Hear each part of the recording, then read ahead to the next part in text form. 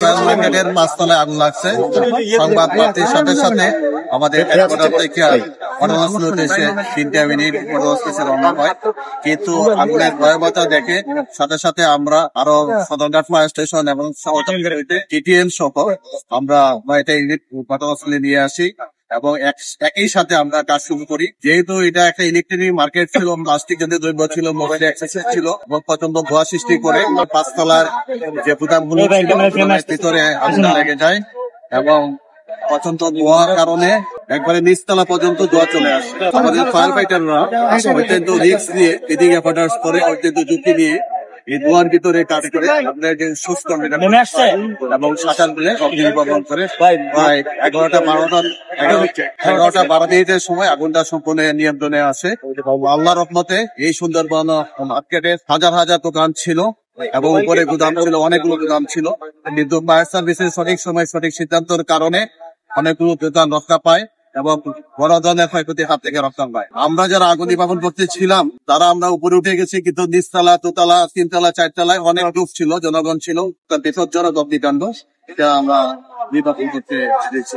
আগুনের আমরা 2টা শাটার দিয়ে আগুন পাইছি এবং ক্ষতিগ্রস্ত হয়েছে, কিন্তু কত পরিমাণ ক্ষতিগ্রস্ত হয়েছে বলা যাবে না। এটা তদন্ত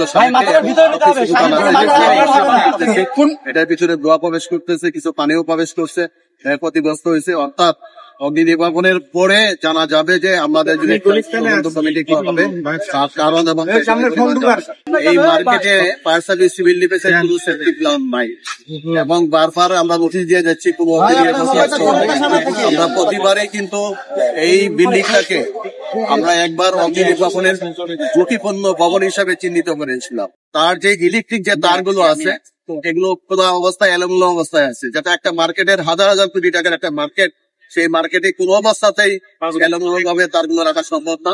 এলোমেলো তারের কারণেও কিন্তু আগুনটা একদিক থেকে অন্য দিকে চলে গেছে এবং প্রচন্ড ধোঁয়া সৃষ্টি হয়েছে। আপনারা দেখতে পাচ্ছেন যে প্রচন্ড ধোঁয়ার কারণে কিন্তু আমাদের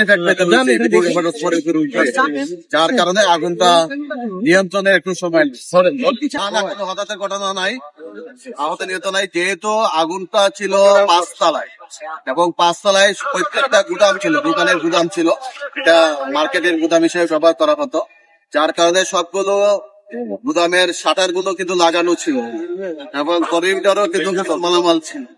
আমরা ফায়ার সার্ভিস এসে যথাসময়ে আগুনটা নির্বাপন করার কারণে আর যারা 1তলা, 2তলা, 3তলা, 4তলায় ছিল তারা পুলিশ এবং নিরাপত্তা বাহিনীরা তাদেরকে বের করে দিতে পারছে, যার কারণে আমাদের সংখ্যা নাই বলেই